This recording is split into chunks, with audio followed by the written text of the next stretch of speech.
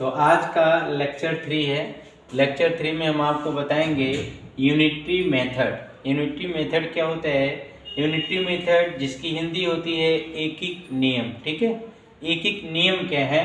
देखिए, unitary method तो general life में, चाहे आप मैथ में इंटरेस्टेड हो या ना हो, पर जनरल लाइफ में आपको एकिक नियम के यूनिटरी मेथड के बारे में जानना एकदम कंपलसरी है।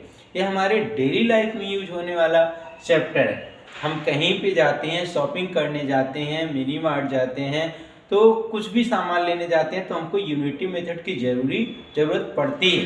ठीक है ना? तो यदि हम यूनिटरी मेथड को अच्छी तरह से जानेंगे तो हम अच्छी तरह से अपनी लाइफ में इसका यूज करेंगे। ठीक है, सो चलते हैं।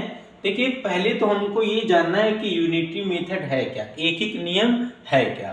तो the method of finding the value for a unit quantity, जिसको कहते हैं, यहाँ पे दिया गया कि finding the value for a unit, यानी एक यूनिट की वैल्यू को फाइंड करते हैं at first and then using it to find the value for the required quantity is called क्या? Unitary method. ठीक है ना? तो यूनिटरी मेथड एक ऐसी प्रोसेस होती है जिसमें हम सबसे पहले एक यूनिट की यानी 1 यूनिट का कॉस्ट फाइंड करते हैं, उसके बारे में पता करते हैं, उसकी वैल्यू फाइंड करते हैं, फिर हम एक से ज़्यादा की वैल्यू को क्या करते हैं? फाइंड करते हैं। ठीक है ना? तो देखिए, अभी तक हमने ये देखा कि यूनिटरी मेथड के केवल 3 तरह के क्वेश्चन आते हैं। हमने तो यही देखा कि 3 तरह के क्वेश्चन आते हैं। यदि आप इन तीनों तरह के क्वेश्चन को समझ जाते हैं तो रियली हम आपको बता रहे हैं, आपको यूनिटरी मेथड एकदम क्या लगेगा? हलवा लगेगा, मतलब कुछ नहीं है।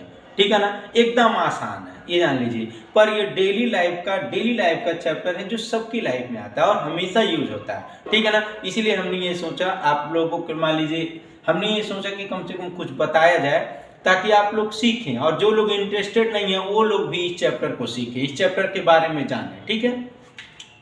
तो देखिए, इसका जो सबसे बेसिक फंडा है, कहने का मतलब ये होता है कि इसमें 3 तरह के क्वेश्चन होते हैं। जैसे चैप्टर उठाएंगे, जैसे एक तरह की चीजों को बता देना बहुत बड़ी बात नहीं होती है। ठीक है ना? जैसे हमने कह दिया कि एक चॉकलेट का कॉस्ट 5 रुपए है, तो 5 चॉकलेट का कॉस्ट बताइए, तो आप बता देंगे 5 5 5 25 यानी 25 रुपए। ठीक है ना? लेकिन हम आपको बताएंगे, पूरा चैप्टर क्लियर कर देंगे। जब बुक आप उठाएंगे ना तो आपको लगेगा कि हाँ, कि तीन चीजों ने सर ने 3 चीजों को बताया था और तीनों चीजें हमारी क्या है? क्लियर है। ठीक है ना? तो सबसे पहले आप इसको समझेंगे ना कि कैसे कैसे क्वेश्चन आता है। हमने बताया आपको कि 3 तरह के केवल क्वेश्चन आते हैं।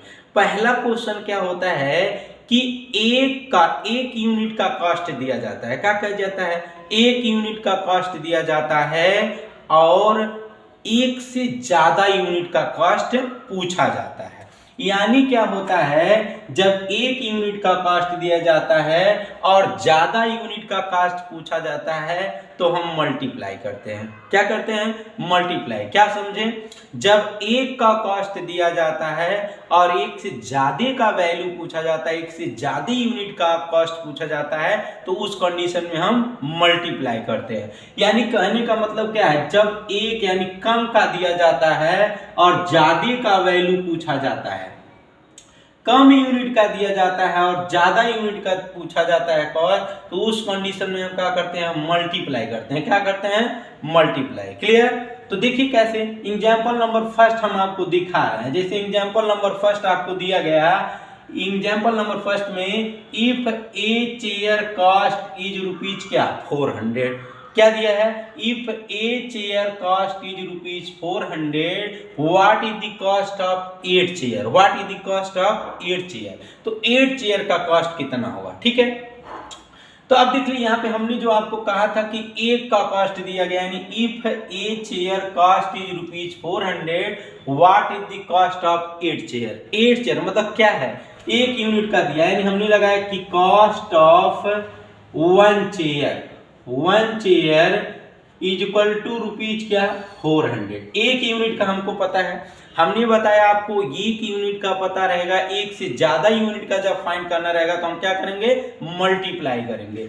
यानी cost of 1 chair is equal to rupees क्या 400। तो कॉस्ट ऑफ कितना चेयर, यानी आपको 8 चेयर का, तो cost of 8 chair is equal to क्या कर देंगे, मल्टीप्लाई कर देंगे। यानी cost of 8 chair is equal to 8 into क्या 400 इज इक्वल टू क्या 8 4 जा 3200 हो जाएगा। यहाँ पे क्या लगा देंगे, रुपीज 3200 हो जाएगा। क्या आपने समझा कि जब एक का यानी एक यूनिट का कॉस्ट दिया जाएगा, एक से ज्यादा यूनिट का कॉस्ट पूछेगा तो हम मल्टीप्लाई करेंगे। क्या करेंगे, मल्टीप्लाई। क्लियर। अब दूसरा क्या क्वेश्चन होता है, दूसरा पहला कॉन्सेप्ट हमने क्लियर किया कि एक का कॉस्ट दिया जाएगा, ज्यादा का पूछा जाएगा तो मल्टीप्लाई। अब क्या किया जाएगा कि जब क्या होगा कि जब यहाँ पे एक से ज्यादा का कॉस्ट दिया जाएगा और एक का कॉस्ट पूछा जाएगा, अपोजिट उसका क्या, पहले हमने क्या कहा था, एक का कॉस्ट दिया जाएगा, ज्यादा का पूछेगा तो क्या करेंगे, मल्टीप्लाई पूछेंगे। अब उसी का अपोजिट कह रहे हैं कि जब एक से ज्यादा का कॉस्ट यानी ग्रुप का कॉस्ट है, ठीक है ना, एक ग्रुप कैसे बनता है, 2 से ज्यादा हो गया, 1 से ज्यादा हो गया, यानी 2 का कॉस्ट, 3 का कॉस्ट, 4 का कॉस्ट, 5 का कॉस्ट, ठीक है ना, 1000 का कॉस्ट हो गया, ठीक है ना। यानी आप कह सकते हैं कि जब एक से ज्यादा यूनिट का कॉस्ट एक में दिया जाएगा और एक का कॉस्ट पूछा जाएगा तो हम क्या करेंगे, डिवाइड करेंगे। क्या करेंगे, डिवाइड। देखिए जैसे यहाँ पे दे दिया कि एग्जाम्पल नंबर 2 हमने बताया कि if 12 ball cost is equal to rupees 180, यदि 12 बॉल का कॉस्ट 180 रुपया है तो what is the cost of 1 ball, तो 1 बॉल का कॉस्ट कितना हुआ, तो 1 बॉल का कॉस्ट कितना होगा। अब हमने आपको बताया था कि जब एक ग्रुप का कॉस्ट यानी एक से ज्यादा का जो हो, एक से ज्यादा की चीजें होती है ना वो ग्रुप कह देते हैं। तो एक से ज्यादा यानी 12 का कॉस्ट दे दिया, 12 बॉल का कॉस्ट दे दिया 180 रुपया, what is the cost of 1 ball, तो 1 बॉल का क्या होगा, तो देखिए यहाँ पे है कॉस्ट ऑफ, हमने लिखा कॉस्ट ऑफ क्या 12 ball is equal to rupees क्या 180, मतलब 12 बॉल का कॉस्ट कितना हो गया 180 रुपया हो गया। बताना कितना है कॉस्ट ऑफ 1 बॉल, तो एक बॉल का क्या होगा, तो एक यूनिट का निकालेंगे। तो क्या होता है, एक यूनिट का दिया जाता था, ज्यादा यूनिट का निकालना रहता था तो मल्टीप्लाई। सबसे पहले ये कंडीशन जानना है कि कब डिवाइड होगा कब मल्टीप्लाई होगा। और क्या है, अब एक से ज्यादा यूनिट का कॉस्ट एक में दिया है और एक का फाइंड करना रहता है तो क्या करेंगे, डिवाइड करेंगे। यानी यहाँ पे दे दिया cost of 12 ball is equal to 180 रुपया, तो कॉस्ट ऑफ क्या, cost of 1 ball is equal to 180 divide by क्या 12। यहाँ पे जब ये 7 छोड़ा यानी बॉल यहाँ पे आया तो 12 बच गया, यानी 12 यहाँ आ गया, डिवाइड हो गया। तो 12 1 जा क्या हो गया 12 हो गया, यहाँ पे बचा क्या 6 बचा, यहाँ पे हो गया 60, 12 1 जा 12, 12 5 जा होता है 60, यानी 12 5 जा 60। यूनिट क्या है, रुपीज का, यानी cost of 1 ball is equal to rupees क्या 15, रुपीज क्या 15, यानी 1 बॉल का जो कॉस्ट हो गया वो क्या हो गया 15 रुपीज हो गया। ठीक, अब हमने आपको बताया कि कब मल्टीप्लाई होता है कब डिवाइड होता है। जब एक यूनिट का कॉस्ट दिया जाता है और ज्यादा यूनिट का कॉस्ट पूछा जाता है तो मल्टीप्लाई, और जब ज्यादा यूनिट का कॉस्ट एक में दिया जाता है और एक यूनिट का पूछा जाता है तो क्या, डिवाइड। क्लियर। एक कंडीशन और आपको पता, एक कंडीशन और आपको जानना है कि जब क्या होता है, जब ज्यादा का कॉस्ट एक में दिया जाता है और ज्यादा ही का कॉस्ट पूछता है, हमने आपको बताया कि जब कम का दिया जाता है ज्यादा का पूछा जाता है तो multiply.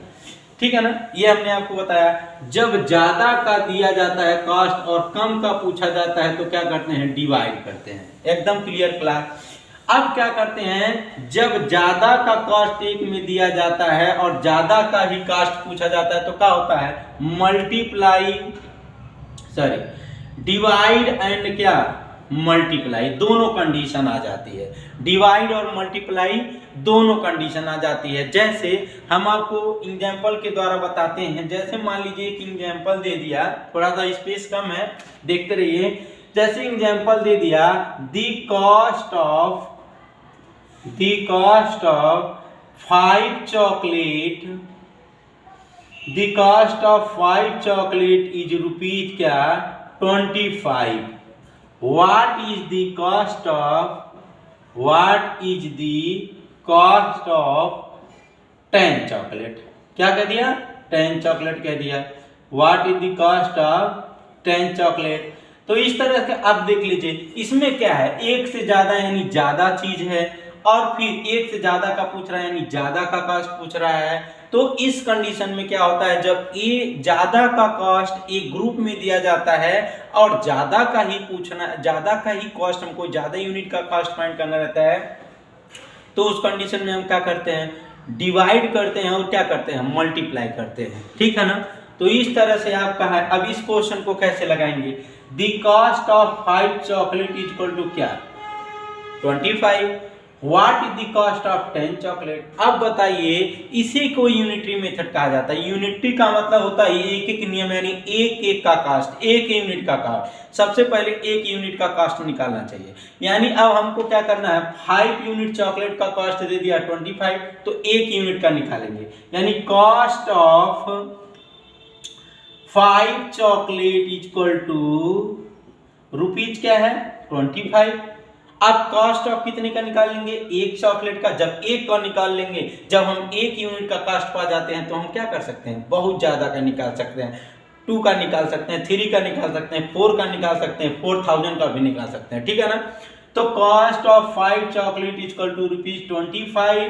Cost of 1 chocolate is equal to 25 divide by क्या हो जाएगा, 5 यहाँ चला जाएगा। 5 5 जो 25, यानी रुपीज कितना हो जाएगा 5। यानी cost of 1 chocolate is equal to rupees क्या 5 हो गया। ठीक। अब जब एक यूनिट का कॉस्ट पता चल गया, तो हम 10 यूनिट का निकाल लेंगे, 10 यूनिट का निकाल लेंगे, 20 यूनिट का निकाल लेंगे, 30 यूनिट का निकाल लेंगे। मतलब जितना यूनिट का चाहेंगे उतना यूनिट का निकाल लेंगे। तो एक यूनिट का कॉस्ट हमको पता चल गया, तो कॉस्ट ऑफ क्या 10 चॉकलेट इक्वल टू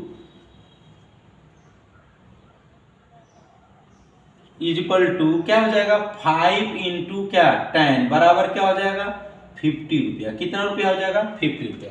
यानी एक यूनिट का कॉस्ट आप, यानी 10 यूनिट का कॉस्ट हो जाएगा 50 रुपया।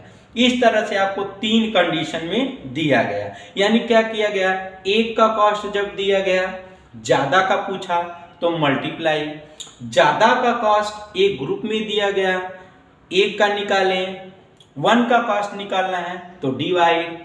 अब क्या हुआ, ज्यादा का कॉस्ट एक ग्रुप में दिया गया और फिर ज्यादा का ही कॉस्ट, एक से ज्यादा का ही कॉस्ट पूछा गया, तो उस कंडीशन में क्या divide, first divide then multiply. तो जैसे यहाँ पे दिया गया 5, यानी एक से ज्यादा का कॉस्ट इसमें दिया गया। अब कितने का पूछ रहा है, एक से ज्यादा का कॉस्ट पूछ भी रहा है, तो पहले एक यूनिट का निकालेंगे। यानी कॉस्ट ऑफ 5, जिस तरह से एग्जांपल दिया है, cost of 5 chocolate equal to 25, cost of 1 chocolate का निकल जाएगा आपका क्या, यानी 5 रुपए। तो कॉस्ट ऑफ कितना चॉकलेट 10 चॉकलेट इक्वल टू क्या हो जाएगा 5 इंटू 10 बराबर क्या 50 रुपए। ठीक है ना। एक जो सबसे अलग एग्जाम्पल होता है, ये तो सब लोगों को समझ में आ रहा है, मेरे बताने से पहले सबको पता आ रहा है, लेकिन दिक्कत क्या होती है, एक ठीक कब गड़बड़ होता है। एक एग्जाम्पल आपको लास्ट एग्जाम्पल बता रहे हैं, जो आपका क्या होता है, जो थोड़ा सा टिपिकल होता है, जिसमें सबकी बहुत ज़्यादा मतलब क्या है कि 50% बच्चे उलझ जाते हैं और 50% उसको सॉल्व कर लेते हैं। तो वही लास्ट टाइम है, आप इसको समझिए। एक एग्जाम्पल लास्ट क्या है, राम अर्न ₹1200 इन 3 months। ठीक है ना, इसको समझिएगा, ये अच्छा क्वेश्चन है। ही सब तो क्या था, हेलुआ था, ये तो कुछ नहीं था, लेकिन है थोड़ा सा अलग है। तो राम अर्न ₹1200 इन 3 months, यानी राम जो है कि 3 month में 1200 रुपीज अर्न करता है। कितना अर्न करता है 1200 रुपीज अर्न करता है। In how many month does he earn इन 4000। ये थोड़ा सा टिपिकल क्वेश्चन है, इसमें बच्चे उलझते हैं। तो राम अर्न ₹1200 इन 3 मंथ। मतलब क्या हुआ कि राम 3 महीने में 1200 रुपया का करता है, अर्न करता है। In how many month does he earn ₹4000? तो 4000 कितने महीने में कमाएगा, 4000 कितने महीने में कमाएगा। ये कंडीशन थोड़ी सी अलग होती है। इसमें क्या करते हैं, हमको पहले पता करना है 1 यूनिट यानी 1 मंथ में, यानी यहाँ पे Ram earn 3 month is equal to क्या, रुपीज क्या, 1200 वो अर्न करता है, ठीक है ना। तो फिर क्या लिख सकते हैं, सो या इसलिए ही अर्न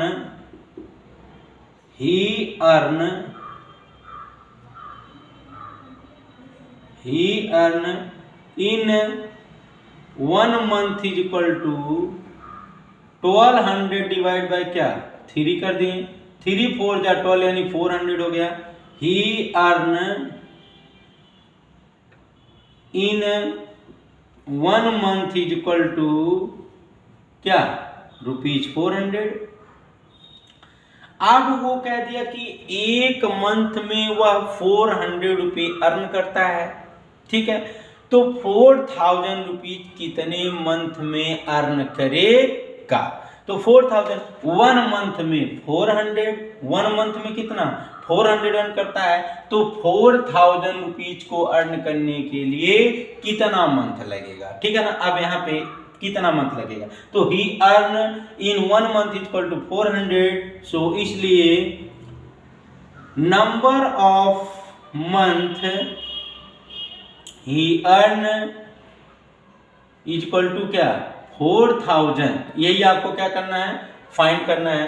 तो क्या कर देंगे, 1 महीने में कितना कर रहा है 4, यही क्वेश्चन थोड़ा सा उलझता है। 1 महीने में 400 कर रहा है, तो 4000 कमाने के लिए कितना महीना लगेगा, तो 4000 डिवाइड बाय क्या कर दिए, 400 कर दिए। इससे इसको काट दिए, इससे इसको काट दिए, 4 1 जा 4 0 आ गया, यानी 10 मंथ लगेगा। कितना मंथ लगेगा, 10 मंथ लगेगा। क्लियर हो गया। तो इस तरह के क्वेश्चन जो है, एक क्वेश्चन और लेते हैं, इस तरह के क्वेश्चन आपको लगाना चाहिए, ठीक है। अब यहाँ पे जो दूसरा क्वेश्चन है, आप एक एग्जांपल और देखिए। जैसे यहाँ पे है, ध्यान दीजिएगा, एक एग्जांपल और है।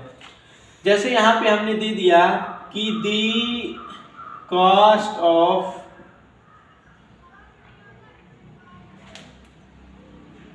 To chocolate is ₹20।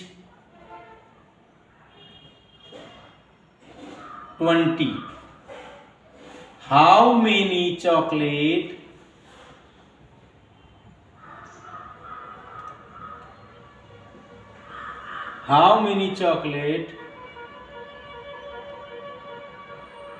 purchased in ₹50। अब यहां पे क्वेश्चन थोड़ा सा अलग है कि the cost of 2 chocolate is ₹20, ठीक है ना। यानी 2 रुपए में आपके 2 चॉकलेट का कॉस्ट कितना है, 20 रुपीज है। The cost of 2 chocolate is ₹20, यानी 2 चॉकलेट का कॉस्ट कितना है, 20 रुपीज है। How many chocolate purchase in ₹50, तो 50 रुपए में कितना चॉकलेट आएगा, ठीक है ना। तो यहाँ पे क्या करेंगे, देखिए 2 यूनिट यानी 2 यूनिट का कॉस्ट 1 में दिया है, तो 1 यूनिट का पहले निकालेंगे, यानी लिख सकते हैं cost of 2 chocolate is equal to rupees क्या, 20। कॉस्ट ऑफ 1 चॉकलेट का निकालना है is equal to 20 divide by क्या कर देंगे, 20 डिवाइड बाई 2 बराबर क्या, 10, यानी रुपीज क्या आ गया, 10। यानी आपका हो गया cost of 1 chocolate is equal to rupees 10 rupees हो गया। अब जब आपका है यहाँ पे कि 1 चॉकलेट का कॉस्ट 10 रुपीज आ गया, तो 50 रुपए में कितना चॉकलेट खरीद सकते हैं, कितना चॉकलेट खरीदेंगे। तो लिखेंगे number of chocolate purchased in ₹50 is equal to 50 divide by क्या 10, बताएं 5 जा 50, यानी कितना number of chocolate equal to number of chocolate equal to क्या 5 चॉकलेट खरीद लेंगे। तो इस तरह के क्वेश्चन आपकी थोड़ा सा टिपिकल होते हैं, लेकिन इस तरह का अगर आपको कहीं भी दिक्कत होगी तो आप हमसे जरूर कमेंट बॉक्स में लिख करके बताइएगा। तो ये थोड़ा सा मैं थोड़ी थोड़ी वीडियो इसलिए बना रहा हूँ ताकि आपको थोड़ा थोड़ा समझ में आए, ठीक है ना।